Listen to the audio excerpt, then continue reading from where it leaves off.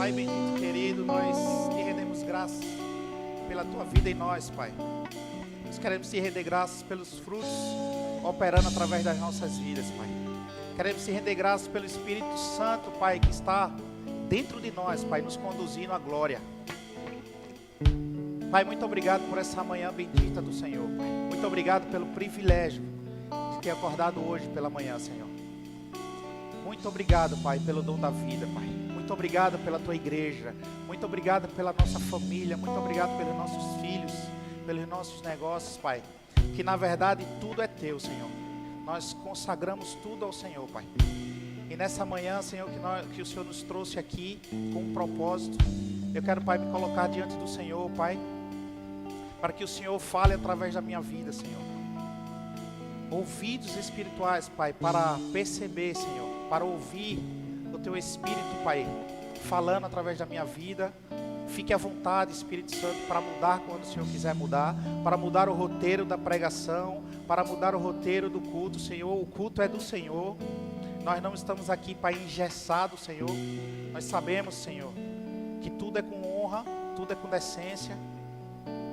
Mas sabemos, Pai, que somos uma igreja movida pelo Teu Espírito, Pai.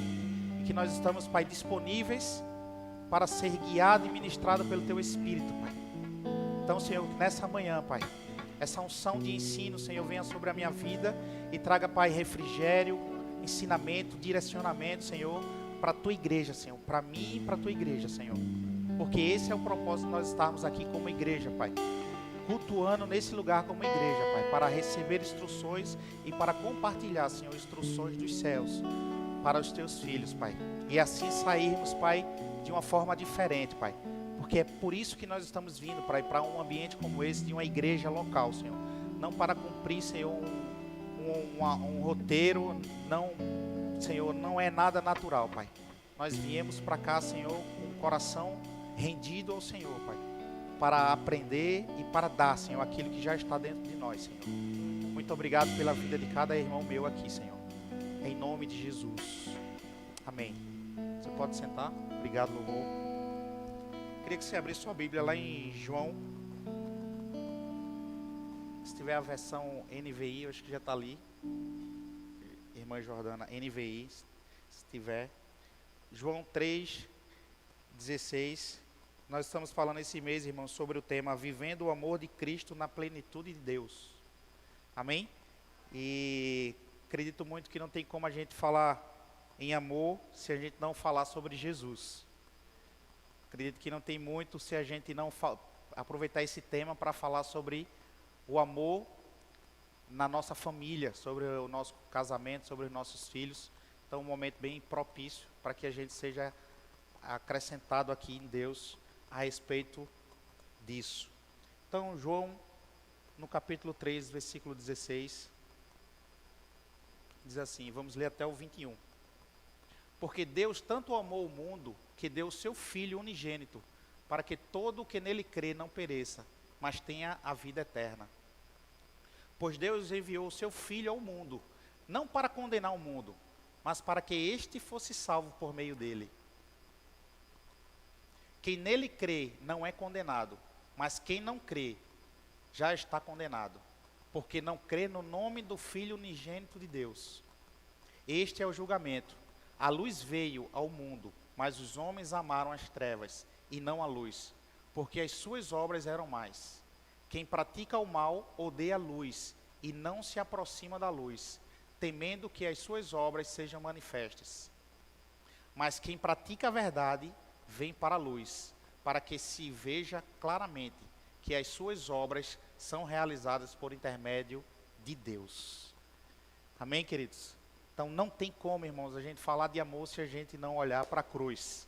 Se a gente não ver o que foi que Deus fez, irmãos, para que nós hoje estivéssemos aqui. Mandou o seu único filho. Deus veio em forma de homem para nos mostrar que é possível viver aqui nessa terra uma vida santa, sem pecado. É possível, irmãos. E Deus deu o seu único filho. Quantos são pais e mães aqui? A gente já ouviu falar sobre isso já, mas é importante a gente lembrar disso. Quem é pai aqui? Levanta a mão. Talvez você tenha um filho, talvez tenha mais de um. Mas Vamos supor que você seja convocado por Deus para trazer o seu filho primogênito para morrer por esses irmãos que estão aqui. Qual seria seu primeiro argumento para Deus? É forte, né, irmãos? É forte. Mas Deus, Ele deu o seu único filho para vir e se entregar para que eu e você estivéssemos aqui hoje. É forte, irmãos. E às vezes a gente não tem, de fato, a dimensão do que é esse amor. Sabe que a salvação, irmãos, para nós ela foi de graça. Mas alguém teve que pagar o preço, irmãos. E o preço foi preço de sangue. A Bíblia diz que no ato da crucificação de Jesus, não ficou nenhuma gota de sangue no corpo de Jesus. Nenhuma gota ficou no corpo de Jesus. Ele sofreu, irmãos, mas ele se entregou, irmãos. Não foram os judeus que mataram ele, não foi Judas que por ter levado ele, entregado ele, não. Jesus se entregou por amor a nós. E esse é o verdadeiro amor, irmãos. Uma pessoa entregar o que ele tem para a humanidade. Então, irmãos, isso deve nos trazer, irmãos, muito temor para a vida que a gente está levando. Irmãos, eu não estou aqui para condenar, não. Deus nos chamou para ser testemunha. Amém, queridos? Mas nós precisamos refletir, muitas vezes, irmãos, na vida que nós estamos levando. Porque esse ato da crucificação de Jesus aqui, por causa desse ato, nós fomos justificados. Se nós entregamos a nossa vida para Cristo, nós morremos com Cristo e ressuscitamos com Cristo. Então nós não podemos, irmãos, viver a vida que nós vivíamos outrora. De jeito nenhum, irmãos. Para isso nós precisamos, irmãos, estar vigilante todos os dias. Porque a salvação, irmãos, ela se perde. Se nós não tomarmos cuidado, nós podemos perder a nossa salvação. Ah, mas eu já fui salvo, irmãos, e eu posso perder a salvação? Pode. Se você viver uma vida de pecado, você vai perder sua salvação, irmãos. Simples assim. Se você está vivendo uma vida em pecado e não tiver tempo de se arrepender, e Jesus te chamar ou vir buscar a igreja dele e você estiver em pecado, irmão, você corre um risco grande de ficar. E do que você fez sua vida inteira na igreja local, indo para os cultos, para os aniversários, para os cultos de verão, não vai ter valer de nada, irmãos. A nossa salvação, irmão, nós precisamos cuidar dela diariamente. E não é à toa que a Bíblia diz que você que está em pé, cuide-se para não cair. Ele não traz essa instrução para nós por nada não, irmãos. A vida cristã é algo muito mais sério e relevante do que a gente pensa. E do que muitas vezes a gente vive. Se nós entregamos a nossa vida para Cristo, nós estamos dizendo que naquele ato da crucificação de Jesus, nós estávamos ali com Ele também, irmãos. Que o que Ele fez ali, irmãos, teve um sentido. Agora, nós entregamos a nossa vida para Cristo, nos convertemos. A Bíblia diz que o nosso espírito ele é recriado automaticamente, o Espírito de Deus ele vem e habita sobre nós, e agora é um só espírito com Ele, e a Bíblia diz que aquele que se une ao Senhor é um só espírito com Ele. Então nosso espírito ele é recriado, mas a nossa alma e a nossa carne não. Nós precisamos renovar a nossa mente. Mas entenda, nós não fomos, acredito eu, que nós não fomos forçados a aceitar Cristo, a se entregar por Ele. Nós não conhecíamos Ele, então nós não amávamos Ele. Quando nós conhecemos Ele, nós passamos a amá-lo.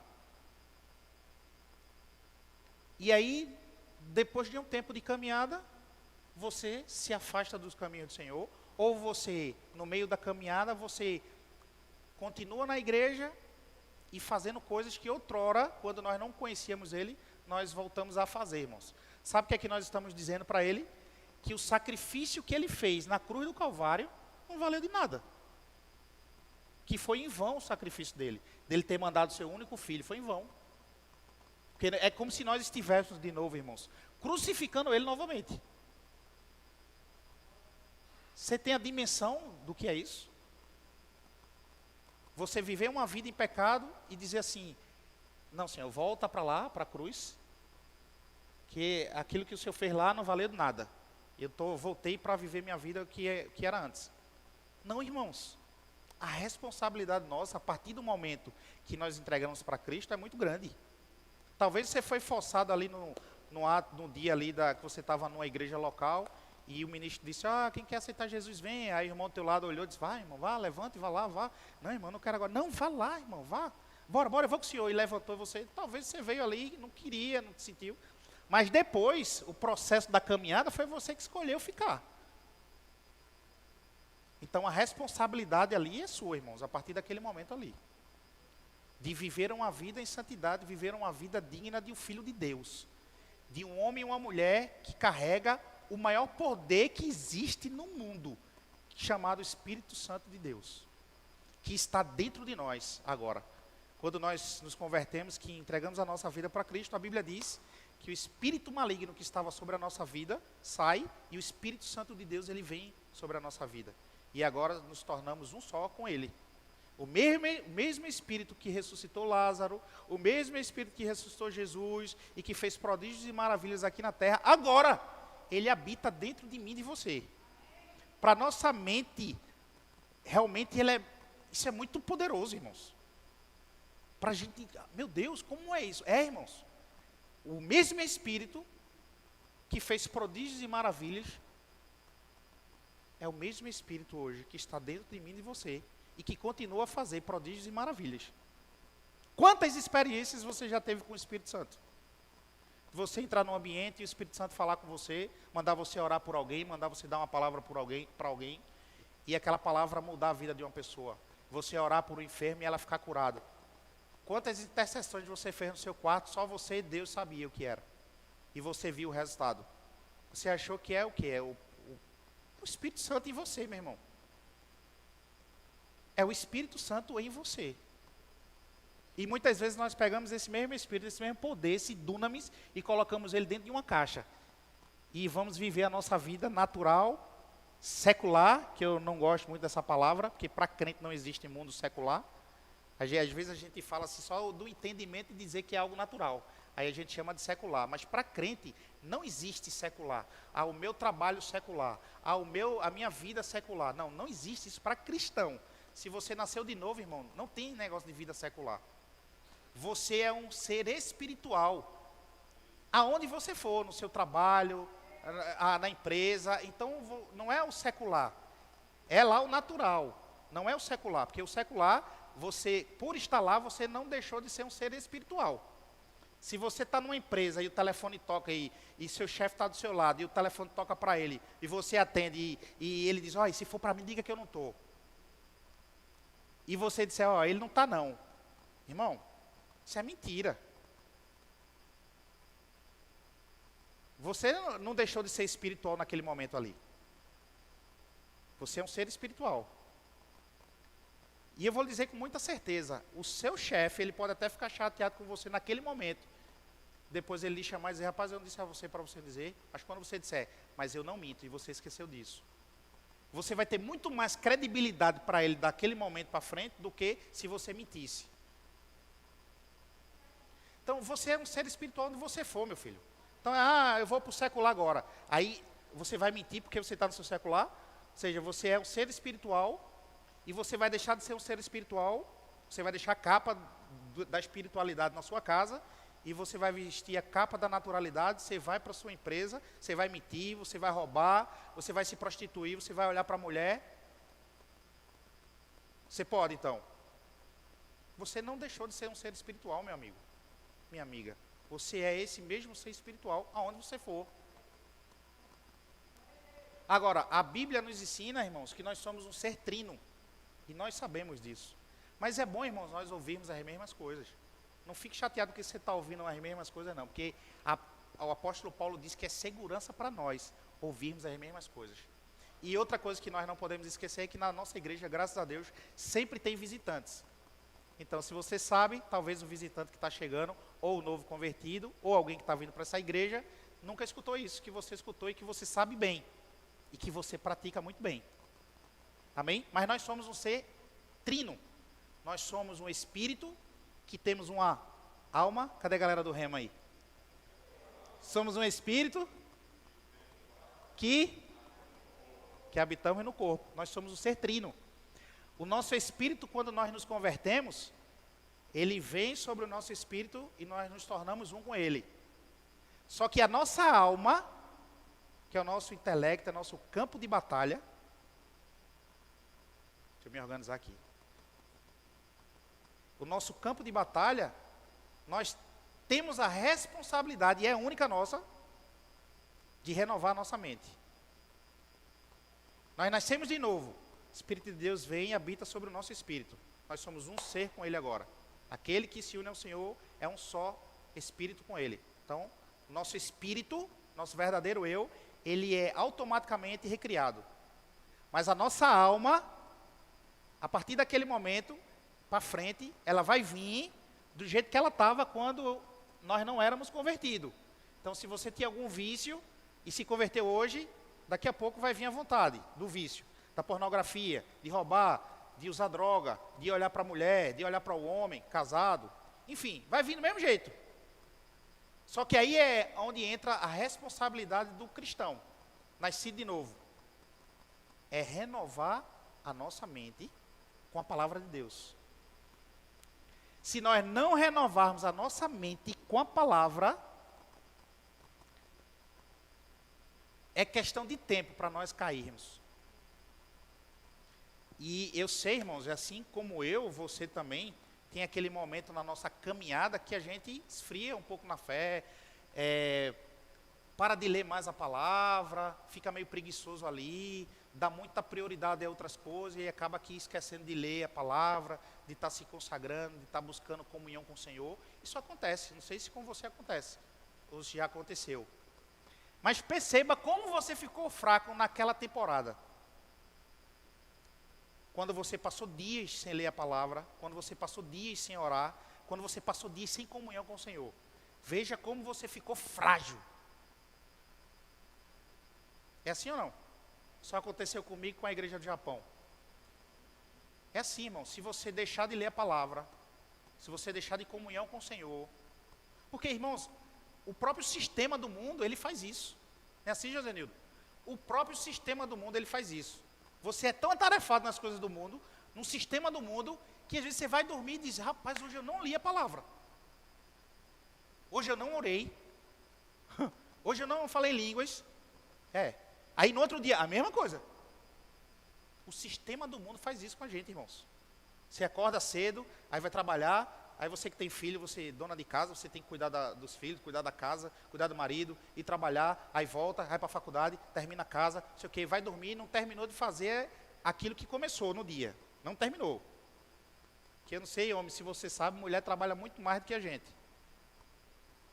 E ainda tem aquela mulher que ainda, além de cuidar da sua casa, da sua família, seus filhos, ainda trabalha fora. Então, às vezes você passa o dia inteiro fazendo tudo isso, que é lícito, trabalhar, organizar a faculdade, estudar. Mas quando você vai dormir, que é aquele momento que você tinha com o Senhor, talvez do dia, e você bate o cansaço, bate o sono, natural isso acontecer. Mas não pode ser natural, irmãos, para a nossa vida, que isso vire uma rotina. Que você passe o dia inteiro, 2 dias, 3 dias sem ler a palavra. É só observar, se você está aqui na nossa sala hoje, na nossa igreja hoje, e você já está alguns dias sem ler a palavra, sem se consagrar, é só você perceber como é que está a sua vida espiritual. Você não está mais aquela mesma pessoa que você estava lá atrás, afogueada, cheia da palavra, as situações se levantando e você com a palavra, você não está mais do mesmo jeito. É só você fazer uma autoavaliação e você ver que alguma coisa mudou ali. Parece até o sentimento de você estar desviado. Por quê? Porque nós não somos seres naturais mais, irmãos. Nós somos seres espirituais. Eu estava vindo, conversando com minha esposa hoje no carro, a gente estava falando exatamente sobre isso. Como são as coisas de Deus? O mundo espiritual. Irmãos, o mundo espiritual, ele é muito mais real do que o mundo natural. Eu sei que você sabe disso. As coisas só vieram a existir depois do sobrenatural.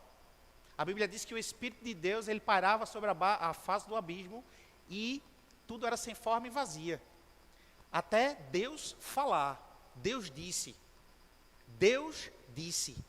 haja luz, e houve luz.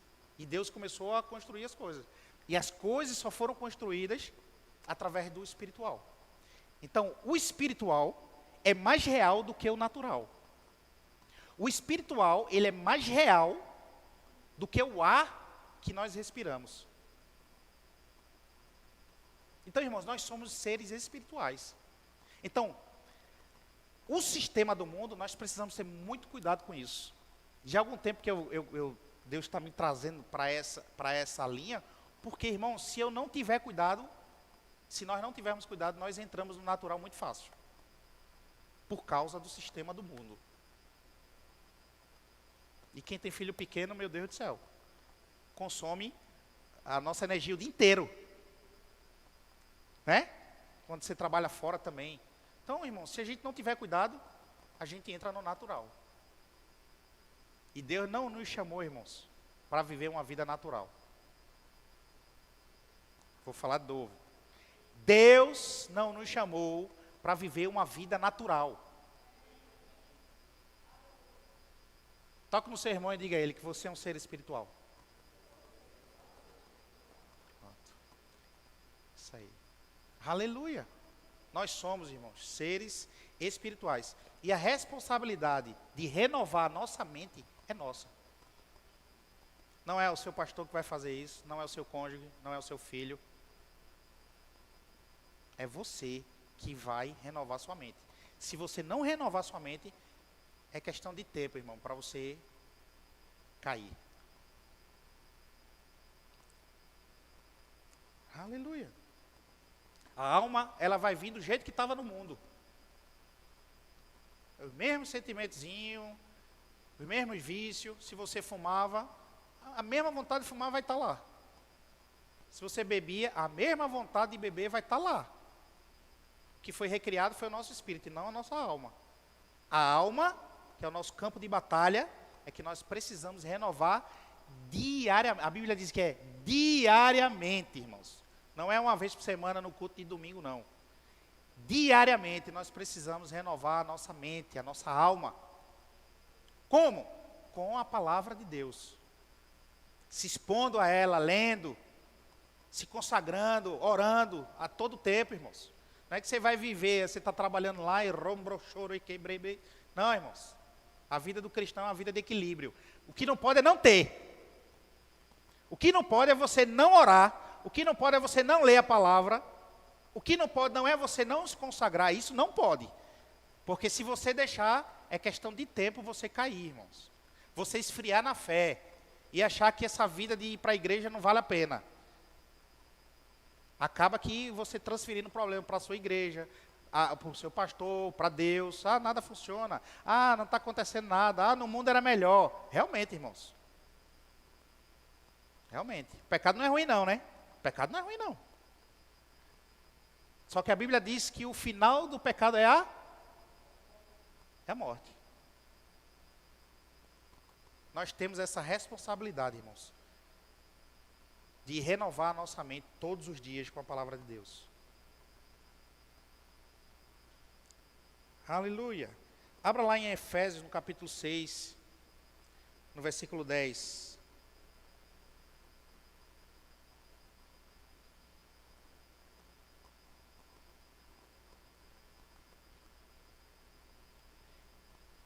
Efésios 6:10.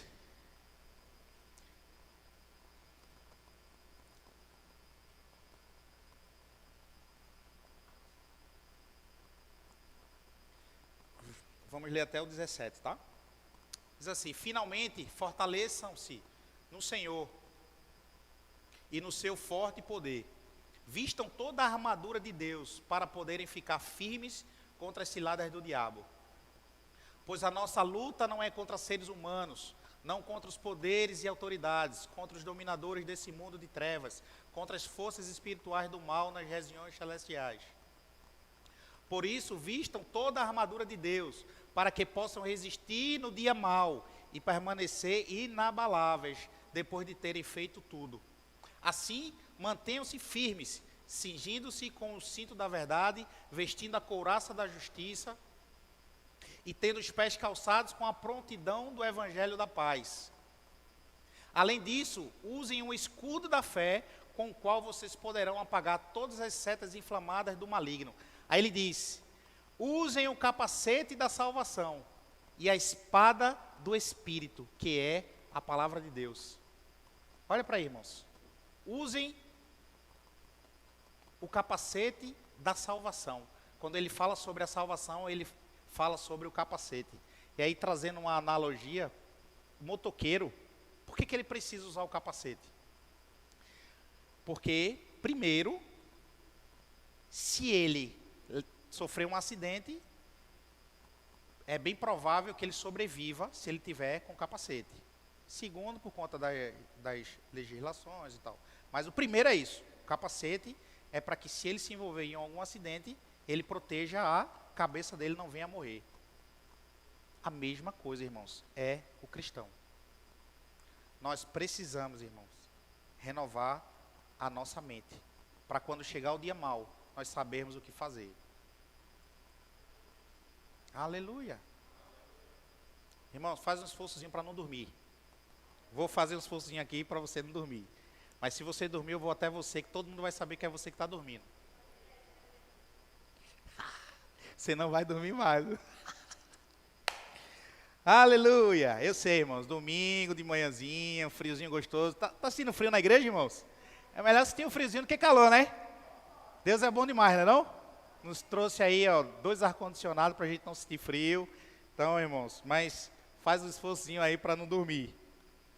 Aleluia. Irmãos, eu queria falar um pouco aqui agora sobre uma doença que nesse século aí os cientistas e as pessoas estão falando muito, e que existe muita gente com essa enfermidade que é chamada de depressão. Depressão, ansiedade. Você vê muita gente, irmãos, envolvida com essa enfermidade. E você vê muita gente, cristão, irmãos. Pessoas que você conhece, pastores, profetas, ministros, homens e mulheres de Deus, até nossos irmãos mesmo, você vê entrando com essa enfermidade aí de depressão e ansiedade. E as pessoas ficam perguntando: poxa, mas como é que o homem ou a mulher é cheio do Espírito Santo e ele ainda se envolve com isso? Irmãos, nós precisamos ter uma linha na nossa vida cristã. Nós precisamos ter uma vida equilibrada. Porque tudo que o diabo tem como poder, ele vem através de sugestões. Ele vem através de sugestas. São coisas que ele vai lançando e que, se nós não tivermos com a nossa alma renovada e aceitar aquilo ali, de fato, irmãos, a gente pode estar com esse problema, pode pegar um problema como esse. Nós não podemos dizer que o cristão ele não pode ter, não pode chegar a isso na vida do cristão, e também não pode também para o outro lado dizer que isso é normal. Não é normal, né? Pode ser sim que o cristão tenha depressão, ansiedade, chegue na vida dele. Mas o que não pode, irmãos, é nós permitirmos isso chegar na nossa vida. Nós precisamos aprender a combater essas coisas, porque é mais uma sugestão de Satanás. É mais uma tentação. É uma tentação como qualquer outra. Você entende? Porque muitas vezes a gente fica: mas como um cristão? Não, irmãos. Pode sim. O que não pode é você permanecer com isso. Agora, se nós somos cristãos e temos o Espírito Santo dentro de nós, e que já é um pouco difícil você combater isso, não estou dizendo que é impossível, irmãos. Obviamente que não. É uma sugestão que você vai vir e você vai combater até você se livrar disso. Mas eu fico imaginando as pessoas que não conhecem a palavra, as pessoas que não têm o Espírito Santo, como é difícil para elas, irmãos, passar por esse processo. E aí eu quero trazer esse alerta hoje pela manhã, irmãos. Quanto tem de gente que nós conhecemos e que nós sabemos que está passando por esse problema, por esse processo na caminhada dele, de depressão e ansiedade, e que nós não estamos fazendo nada. Nós temos a solução, e nós não estamos fazendo nada. E muitas vezes também nós não sabemos que aquela pessoa está passando por esse problema de depressão, de ansiedade, porque ela vive uma vida tranquila aqui na igreja, alegre, sorrindo, e a gente acha que aquela pessoa não, né? A gente não imagina nunca que aquela pessoa vai estar lá. Mas outras, irmãos, a gente consegue perceber. E também nós temos o Espírito Santo que vai nos falar sobre isso. Mas eu quero trazer isso pela manhã, irmãos, porque isso é muito sério. É uma doença muito séria e que leva à morte, se ela não for tratada. Amém? Se você conhece, você pode fazer alguma coisa por ela. Não espere ela morrer, irmãos, tirar sua vida, para depois você dizer, cara, era para eu ter ido lá e ter feito alguma coisa. Nós somos seres espirituais que temos o maior ser dentro de nós. E que nós podemos fazer alguma coisa, irmãos. E é por isso que essa igreja ela está aqui, nessa cidade. E é por isso que nós estamos aqui uns junto com os outros. Para fazermos de fato, irmãos, a diferença. Não é uma vida de vir para a igreja terça, quinta, domingo e... Não é só isso. Isso faz parte do processo. Como o autor aos Hebreus fala, né? Não deixe de congregar, como é de costume de muitos, tal. Fala sobre a importância de estarmos congregando, a importância de estarmos na igreja. O pastor Humberto, ele ainda vai mais além, que ele diz, ó irmãos, o crente ele não se fica de pé só com culto de terça-feira, ou culto de quinta, ou no domingo. Não, irmãos, é culto de terça, de quinta, domingo de manhã, domingo à noite. Ninguém fica de pé só com cachorro quente e guaraná, não. E isso é importante demais, irmãos. Embora nós precisamos ter uma vida equilibrada. Não é que se você não puder vir ou não quiser vir, é lícito, irmãos. É lícito. Senão pode virar uma rotina na sua vida. Você escolher um dia para ir cultuar, podendo ter outros dias para você cultuar. Porque a Bíblia diz que nós não podemos deixar de congregar. Amém, irmãos? Eu não me aprofundei nessa situação ainda de depressão e ansiedade, não. Mas eu tenho uma experiência vivida na minha vida, no âmbito da minha família e de algum tempo para cá, eu convivi isso. Algum tempo atrás, minha esposa, ela teve essa ansiedade. Ela trabalhava no hospital, eu trabalhava em 2 hospitais, e ela vivia nessa vida, né, trabalhando, rodando à noite, virando no outro dia, não sei o quê, e passou muito tempo nessa situação.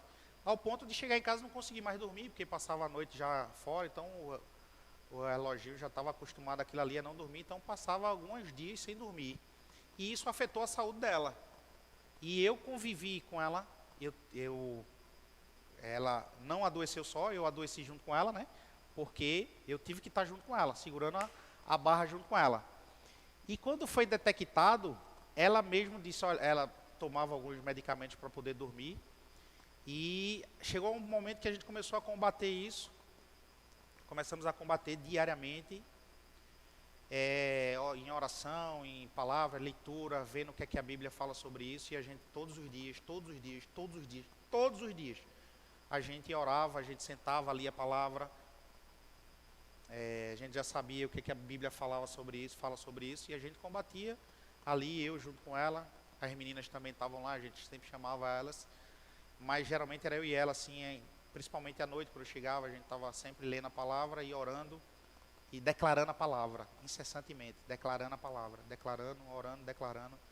Pai, obrigado, que isso aí já está passando. Pai, obrigado pela cura, obrigado. Só que, irmãos, não é só isso. A Bíblia diz sobre ação, né? Sobre oração. A Bíblia fala sobre orar e sobre ação. Oração. Tem que ter a oração, mas tem que ter a ação também. E aí, a gente, por tanto combater essa enfermidade, partiu dela dizer assim, a partir de hoje eu não tomo mais esse medicamento para dormir. Foi uma decisão que ela tomou, e eu falei, eu pego junto com você. Irmãos, foi fácil? Não, não foi fácil. Quando ela parou o medicamento, eu passei junto com ela uns 3 dias sem dormir. Porque ela não conseguia dormir sem um remédio à noite. E a gente passou 3 dias sem dormir, mais ou menos. Praticamente uma semana sem dormir. Eu junto com ela, combatendo a palavra. Combatendo na palavra sobre essa enfermidade. Mas ela não tomou medicamento. Qual foi o final dessa situação, irmãos? Ela foi curada. Nunca mais, irmãos, desde aquele dia, ela teve mais problema nenhum com essa ansiedade. Mas perceba que a gente precisou fazer algo, irmãos. A gente não ficou ali, isso é normal, isso vai passar, toma esse medicamento aqui, o médico mandava aqui esse medicamento, tomava. Não, irmãos, nós precisamos combater esse problema. E nós combatemos juntos, como marido e mulher. Fiquei sem dormir com ela também. Por isso que eu falei que eu adoeci junto, né? Quando você se interna com alguém no hospital, você se interna junto, né? Foi a minha vida com ela durante um bom tempo. E a gente já estava aqui em Vitória, né, irmão? A gente já estava aqui em Vitória, foi aqui, não foi? A gente já estava aqui em Vitória, tínhamos acabado de chegar aqui. E passamos por essa guerra. E na minha mente também foram 6 meses mais ou menos com essa enfermidade. E aí vários argumentos, né, na minha mente, Senhor, você nos trouxe de Recife, né? Não, irmãos, a gente não pensou em nada disso, não deixou alimentar nada disso, fomos combater, irmãos. Combatemos com a palavra, combatemos com a oração diariamente, e ela tomou uma decisão. Ela podia tomar um remédio e ponto, ela precisava dormir, né? E ela disse, eu não vou tomar mais esse medicamento, porque o medicamento é um paliativo. Você vai virar dependente dele eternamente. E você vai estar ali, naquele momento ali você está bem, mas você vai passar a vida inteira tomando esse remédio. Dependendo desse remédio para dormir. Então, teve uma hora que ela precisou tomar uma decisão. E quando ela falou, eu peguei junto com ela e disse, pronto, a partir de agora, vamos embora. E aí a gente passou uma semana praticamente sem dormirmos. E no outro dia eu ia trabalhar, ela ficava. Mas a gente... E ela em casa, louvor, palavra, oração, declaração. E ela ficou curada, irmãos. Nunca mais ela teve e nunca mais ela terá. E se Satanás vier novamente com essa sugestão, ela já sabe o que fazer. A gente já sabe o que fazer. O que eu quero dizer isso, irmãos? Não aceite os argumentos de Satanás, achando que é normal. Passar uma semana sem ler a palavra é normal. Mas essa depressão e ansiedade é normal. Irmãos, não é normal. Não é normal. E existe muita gente, irmãos, sofrendo e morrendo com essa doença. Não ache que isso é normal, irmãos. Agora, quando é detectado, irmãos, precisa sim cuidar, precisa ir num profissional. Deus é que usa os profissionais, os cientistas, não sei se você sabe. Deus levanta homens e mulheres cheios do Espírito, irmãos, também, com sabedoria, talvez não tenha o Espírito ainda, mas com sabedoria, para trazer esse refrigério, esse caminho. Mas o que eu quero que você entenda nessa manhã, irmãos, tinha muita coisa aqui para falar, mas o Espírito Santo começou a trazer a gente para esse lado. Ele sabe por quê. Ele sabe por quê. Mas, irmãos, não fica com as sugestões de Satanás. Às vezes, irmãos, tem gente da nossa igreja, do nosso lado, cultuando com a gente todos os cultos. E ele é depressivo e está passando por ansiedade também, e nós não sabemos. Mas eu declaro nessa manhã, os ouvidos aguçados, para ouvir o comando do Espírito Santo, para você trazer, irmão, salvação nessa área dessa pessoa. Ouvidos espirituais aguçados, para você trazer refrigério, porque não é fácil, irmãos. E nós estamos aqui para fazer a diferença, irmãos. Não é para sentar e ir embora, não. Na igreja primitiva lá, eles tinham algo em comum, irmãos. Eles tinham algo chamado koinonia. Eles não só iam para a igreja cultuar e ir embora, não. Eles tinham comunhão entre eles. Eu declaro nessa manhã, irmãos, comunhão crescendo nessa igreja. Comunhão crescendo nessa igreja, irmãos. Não é entrar e sair e ir embora, não, irmãos. Nós precisamos ter momento de comunhão, irmãos, no nosso meio. Através da comunhão virá unidade. Através da unidade virá direcionamento, virá bênção de Deus, virá provisão. Porque a Bíblia diz em Atos, no capítulo 2, versículo 46, que enquanto aquelas pessoas estavam reunidas naquele lugar, que as pessoas não tinham nada em comum entre eles, tudo deles era repartido ali, irmãos. No versículo 47, a Bíblia diz que Deus era responsável por trazer pessoas não crentes para aquele lugar, por causa de algo chamado koinonia, irmãos, que é uma palavra grega que significa comunhão. Eles tinham comunhão entre eles, irmãos. Eu declaro essa comunhão crescendo no nosso meio hoje, irmãos. Daqui para frente, uma comunhão diferente no nosso meio. Algo que estava faltando ser ajustado, irmão, será ajustado. Quando essa koinonia invadiu o nosso coração. Aleluia. Aleluia. Você pode ficar de pé.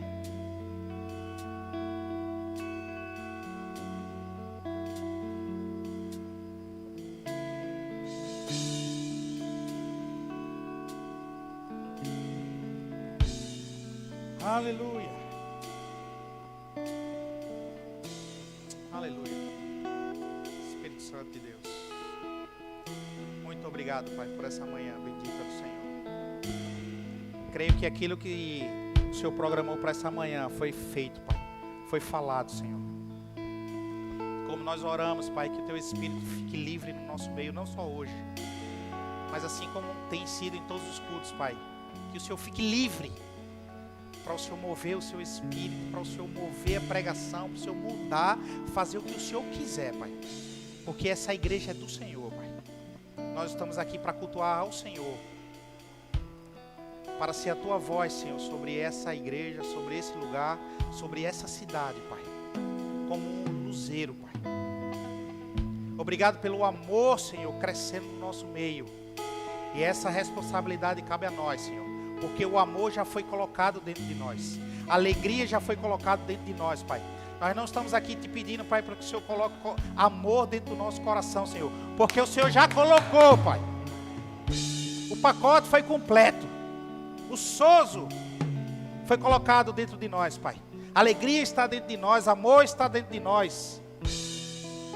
Eu declaro, Pai, nessa manhã, que a koinonia esteja só crescente daqui para frente, Pai. Um novo tempo, Pai. Um novo tempo, Senhor, para esse lugar, Pai. Um novo tempo, Senhor, para esse lugar, assim como o Senhor tem falado, Pai. Um novo tempo, Pai, para esse lugar. E foi por isso que nós viemos para cá, Pai. Para esse novo tempo, Pai. Mas pelo Espírito, Pai. E isso está muito forte dentro do meu coração, Pai. Essa koinonia, essa comunhão, Pai, ela está aumentando sobre o nosso meio, Pai. Nós queremos, Pai, dizer ao Senhor,